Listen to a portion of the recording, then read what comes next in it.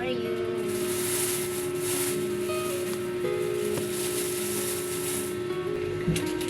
Maulan pero maulan pero ako'y binabanas.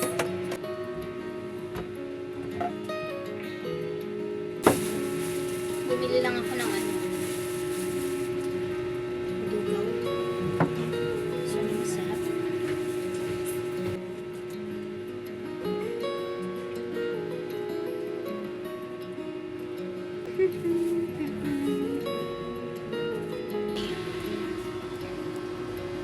Ayan.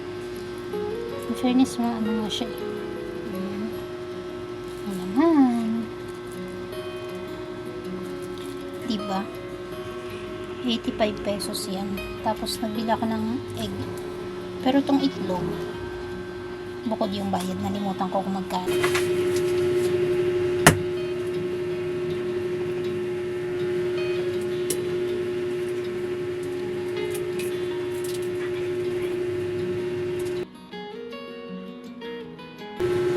Ayoko sana ng may sabaw. Kasi, masakit yung dito. Naiintindihan ba? Masakit kasi yun. Masakit yung dila ko. Yan natin.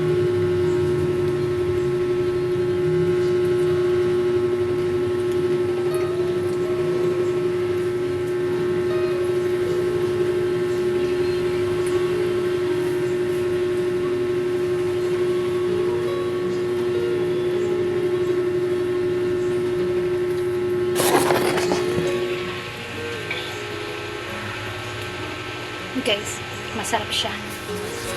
May sugat lang talaga yung dila ko. Masarap. So,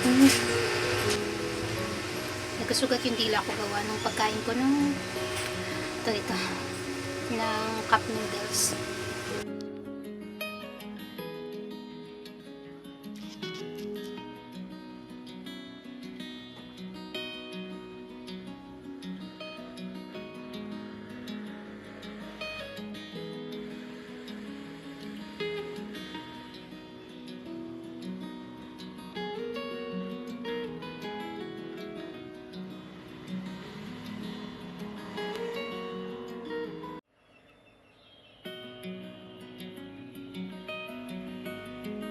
Kamusta naman kayo?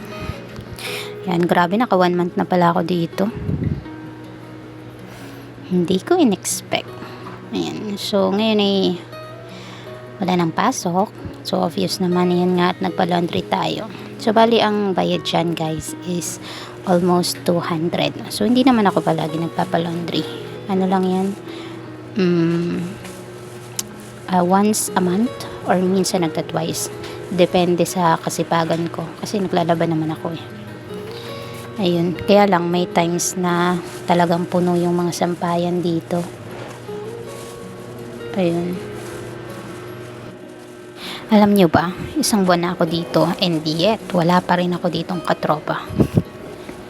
Katropa talaga. I mean, kachismisan. As in, malala. Grabe.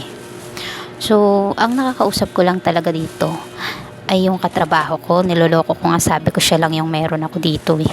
Siya lang talaga, as in. Tapos syempre yung boss ko. Tapos yung katrabaho ko lang.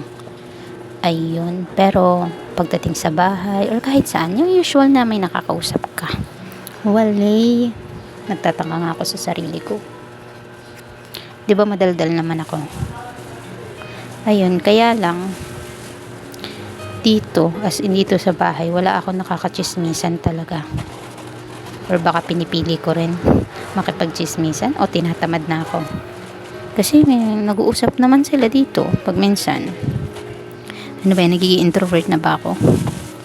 Or sa bagay, half-half kasi ako eh. May pagka-intro na may pagka-extrovert. Hindi na malaman. Well, sanay naman akong kausap yung sarili ko. Nagiging masaya naman ako mag-isa. Pwede na siguro to. Update ko kayo soon if meron na tayong nadagdag na kausap. Thank you for watching. Bye. Huwag niyong kalimutang i-like and subscribe ha. Baka nag-skip ka ng ads. Just. So, ayan nga pala, 50 pesos. Yan yung usong prutas dito. Yan. Bye.